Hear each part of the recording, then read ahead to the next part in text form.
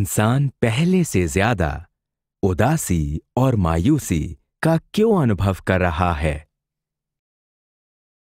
इन जो पिछले चंद साल हैं उनमें काफ़ी तकलीफ़ें कई भाई बहनों की ज़िंदगी में आई हैं और बहुत से भाई बहन हैं जिन्होंने बहुत कुछ गंवा दिया है। कईयों के काम चले गए, कईयों के रिश्तेदार चले गए, कईयों के माँ बाप चले गए, कईयों के भाई बहन चले गए। तो मायूसी होना तो नॉर्मल है। इंसान आजकल ज़्यादा उदास है क्योंकि उसे लगता है कि कई चीज़ें उससे छिन गई हैं जो उसकी अपनी थी। हमें ये सोचना चाहिए कि ज़िंदगी में ऊंच नीच चलती रहती है। अगर आप हिस्ट्री की ओर देखो तो कोई ऐसा लंबा पीरियड नहीं जिसमें कोई ना कोई जंग ना हुआ हो।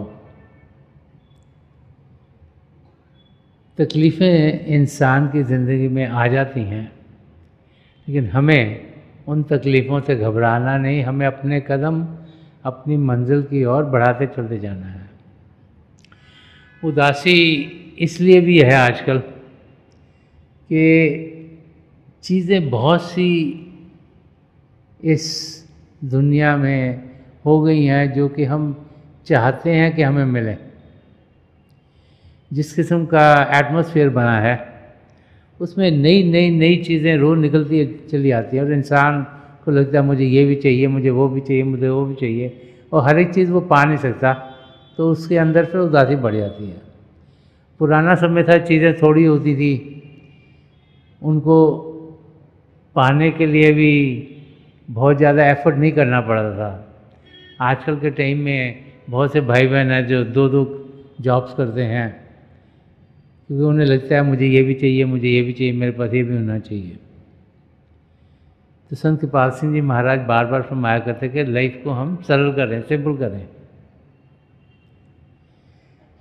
ये हम हैं जिन्होंने अपनी ज़िंदगी ऐसे बना दी है कि हम लगता है कि इन चीज़ों के बगैर हमारा गुजारा नहीं होगा, और जब वो चीज़ें मिलती नहीं या हमसे छिन जाती हैं तो फिर उदासी इंसान की ज़िंदगी में आ जाती है। तीसरी चीज़ जो हमें सोचनी चाहिए वो ये है कि बहुत सी बार हम सबका ध्यान दुनिया में इतना ज़्यादा लगा रहता है कि प्रभु को हम भूल जाते हैं। प्रभु को हम तभी याद करते हैं जब हमें कोई चीज़ चाहिए होती है।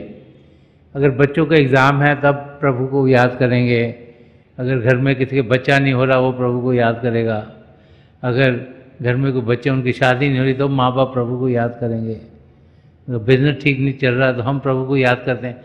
हम सोचते हैं कि प्रभु के साथ हम बिज़नेस करें, उनको याद तभी करें जब हमें उनकी ज़रूरत है, और जब चीज़ें हमारे लिए ठीक चल रही होती हैं तो हमारा ध्यान प्रभु की ओर नहीं होता, चीज़ों की ओर होता है।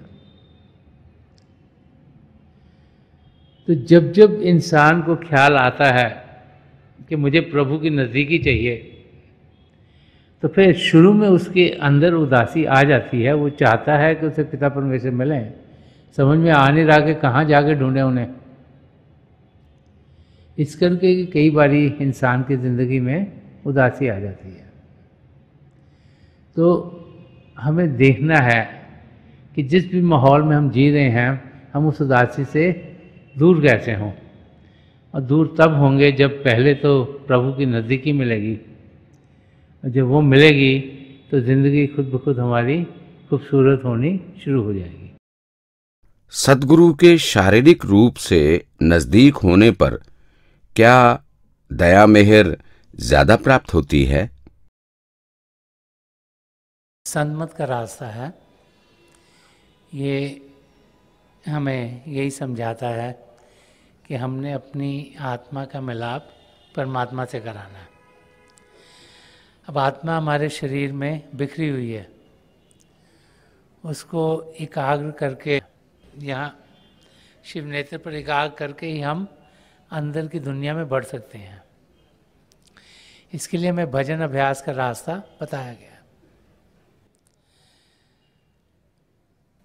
जब हम खुशकिस्मत होते हैं कि हमें किसी पूर्ण महापुरुष के चरण कमलों में आने का मौका मिले। तो फिर जब उनकी नज़दीकी हमें मिलती है, जब हम सत्संगों में आते हैं, तो वहाँ पर उनसे रूहानी किरणें हमारी और आती हैं। जो 2/3 हिस्सा, जो 2/3 और स्पिरिचुअलिटी है, ये सद्गुरु की आँखों से हमें मिलती है।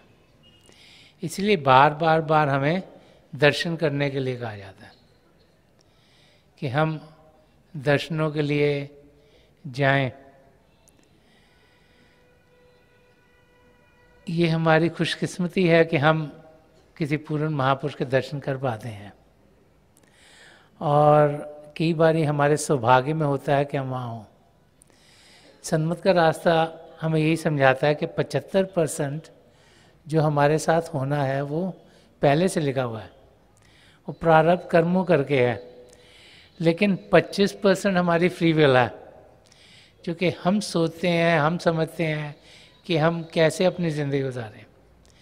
तो उस 25% में हम अपने आप को या तो प्रभु की नज़दीकी दिलवा सकते हैं, या उस 25% में हम दुनिया की चीज़ों में ही मस्त हो सकते हैं। तो वो 25% हमारे हिस्से में है, और उसमें हमने मेहनत करनी है और अपने मन को समझाना है कि जो चीज़ ज़रूरी है उसके लिए हम कदम बढ़ाएं। ज़रूरी है कि हम अंदर के मंडलों में बढ़ें, उसके लिए मदद सद्गुरु की नज़दीकी से हमें बहुत मिलती है। अब जैसे जैसे हमारा अभ्यास बढ़ता चला जाता है, तो सन्मत के रास्ते की खूबसूरती ये है कि हमारे सद्गुरु का नूरी स्वरूप यहाँ टिका हुआ होता है जब हमें नाम की देन मिलती है। तो जब हम प्रैक्टिस करते हैं, अभ्यास करते हैं, रोज़ाना बैठते हैं, तो हम रोशनियों के आगे निकल कर आसमान से तारे चंद्रमा को पार कर कर अपने गुरु के नूरी स्वरूप तक पहुंच सकते हैं। तो फिर हमें अंदर में मदद मिलती है। लेकिन बहुत से भाई बहन हैं जो अभ्यास सही तरीके से करते नहीं, सोचते हैं कि हम करेंगे लेकिन समय देते नहीं। तो बाहरी रूप में, शारीरिक रूप में जब हमें अपने सद्गुरु के दर्शन होते हैं, उनकी नज़दीकी मिलती है, तो फिर हमारी जो रूहानी यात्रा है उस पर जाने के लिए हमें बहुत आसानी हो जाती है। इसीलिए कबीर साहब ने फरमाया है कि अपने सद्गुरु के दर्शन एक बार नहीं, दिन में 1000 बार करें। उसके लिए हम अपनी तरफ से जो 25% हमारे हिस्से का है उसको प्रभु की ओर लगाएं, मेहनत करें, ताकि जब जब मौके मिलें उनके दर्शन करने के, हम वहाँ पहुँचें, उनके दर्शन करें। नहीं तो दुनिया की चीज़ें तो कभी ख़त्म नहीं होती, काम किसी का ख़त्म नहीं होता, और कोई ना कोई चीज़ लगी रहती है। तो हमें पूरी कोशिश करनी चाहिए कि हम सत्संगों में पहुँचें, वहाँ पर दर्शन पाएं, ताकि हम अपनी मंजिल की ओर तेज़ी से बढ़ें। भजन अभ्यास के लिए उचित वातावरण कैसे बनाया जाए? भजन अभ्यास के लिए ज़रूरी है कि हमारे जो दिन की दिन ज़िंदगी है उसमें शांति हो।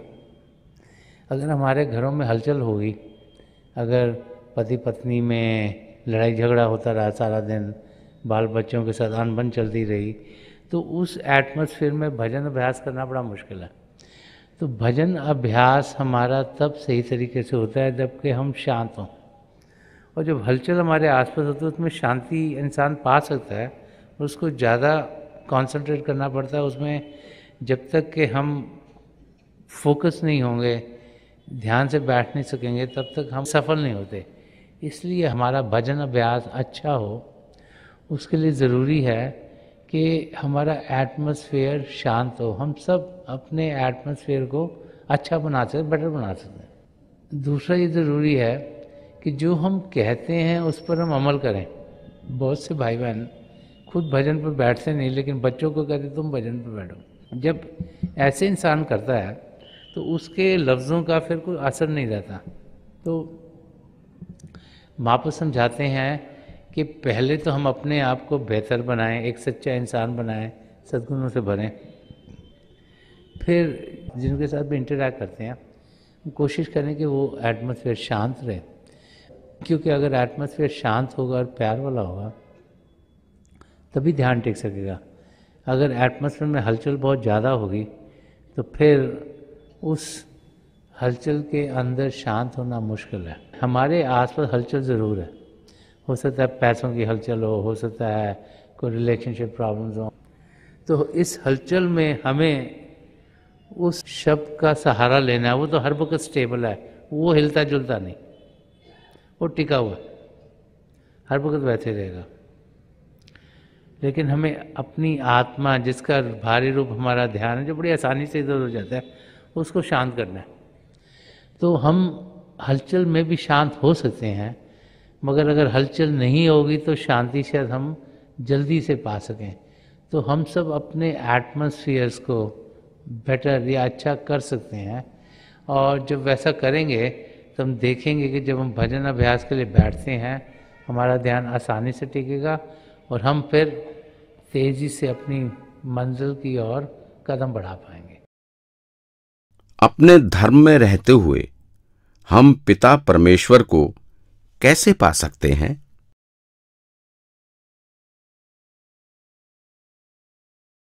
सन्मत के रास्ते पर जब हम चलते हैं तो हमें यही समझाया जाता है कि ये रास्ता अध्यात्म का रास्ता है। ये रास्ता वो रास्ता है जो हर एक धर्म की बुनियाद का रास्ता है। हर एक धर्म के दो हिस्से होते हैं, एक उसका बाहरी हिस्सा और एक उसका अंदरूनी हिस्सा।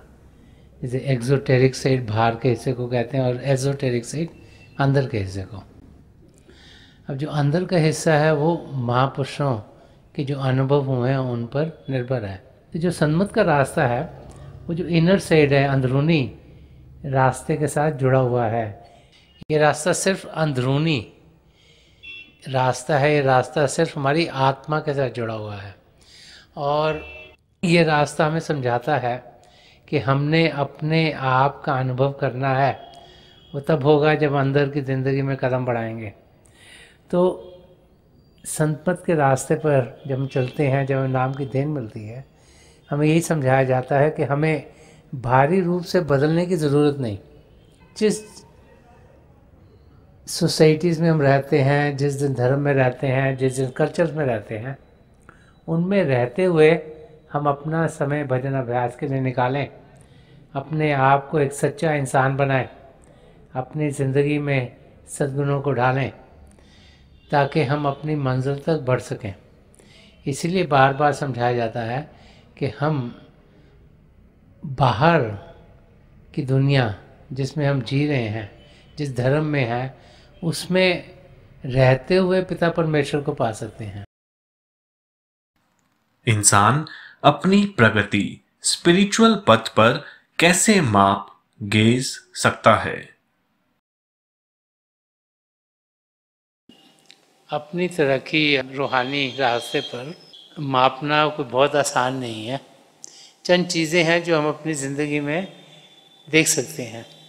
वो भाई बहन जो भजन अभ्यास करते हैं, रूहानी रास्ते पर चलते हैं, बाकायदगी से करते हैं, उनकी ज़िंदगी शांत होनी शुरू हो जाती है। समय के साथ साथ उनके अंदर जो क्रोध है वो कम होगा, उनकी बातचीत जब औरों के साथ होगी तो वो मिठास से भरपूर होगी। हमारे अंदर शांति ही शांति भरपूर है। हमारे अंदर प्रभु का शब्द चल रहा है, उससे मीठा और कुछ है नहीं। तो जितना ज़्यादा हम उसके साथ जुड़ेंगे उतना ही हम देखेंगे कि हमारी ज़िंदगी खुशियों से भरपूर रहेगी और इस किस्म की ज़िंदगी हम आराम से गुजार सकते हैं। महापुरुष जब भी आए हैं उन्होंने यही समझाया कि हम ये ना जाने कि हमारी तरक्की कितनी हुई है। हमारा काम है एफर्ट पुट इन करना, रिजल्ट कुछ भी होगा उसका फिक्र नहीं करना है।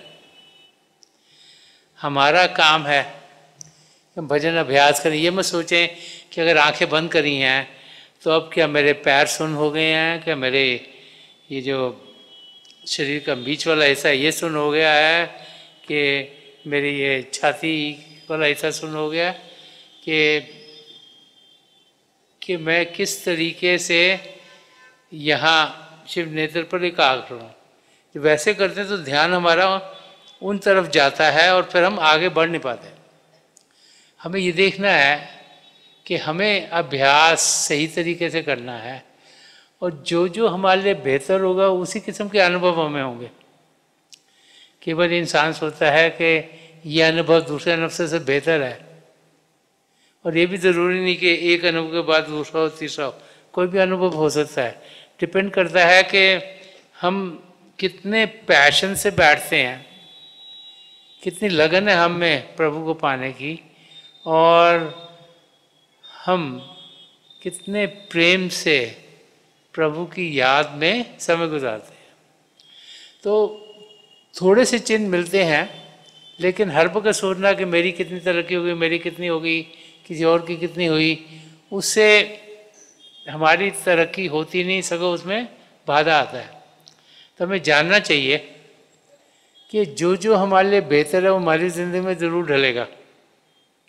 और जब भी अभ्यास करें, वो भाई बहन जिन्हें नाम की देन मिल गई है, कोशिश यही होनी चाहिए कि रोशनियाँ आसमान से तारे चंद्रमा को पार करते हुए अपने सदगुरु के नूरी स्वरूप तक हम पहुँच पाएँ। एक बारी वहाँ पर पहुँच जाएं तो इंसान को तसल्ली होती है कि हमारा कार्य ख़त्म हो गया, आगे का कार्य हमारे सदगुरु का है। तो हमें मेहनत करनी है, शरीर को शांत करना है, मन को शांत करना है, और जो भी नतीजा प्रभु चाहेंगे वही हमारी ज़िंदगी में ढलता चला जाएगा। थोड़ी देर के लिए आप सब अभ्यास के लिए बैठ जाइएगा। आप जहाँ भी बैठे आराम से बैठिएगा। कि आपकी आंखें आए बोल रहे हैं सीधी सामने फोकस होनी चाहिए, जैसे 8-10 दिन सामने आपके फोकस हो। आंखें बंद करते वो भाई बहन जिन्हें नाम की देन मिली है, आप सिमरन कीजिएगा। जो भाई बहन यहाँ नए हैं, आप पिता परमेश्वर के किसी भी जाति नाम का जाप कीजिएगा। जाप मन ही मन करना, ऊंचा नहीं दोहराना।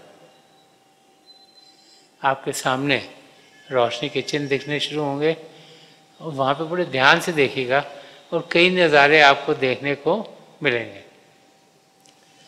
मेरी प्रभु के चरण कमलों में, और जो पिछली सेंचुरी के महापुरुष हैं, हजूर बाबा सावन सिंह जी महाराज, परम संत कृपाल सिंह जी महाराज, और दयालपुर सुदर्शन सिंह जी महाराज के चरण कमलों में यही प्रार्थना है कि जो जो हम सबके लिए बेहतर है महापुरुष में दें, हमें सबके साथ जोड़ें, और हमारे भीतर प्रभु की ज्योत के हमें दर्शन करवाएं। थोड़ी देर में आकर मैं आपको इस बैठक से उठाऊंगा, और मेरी शुभकामनाएं आप सबके साथ हैं।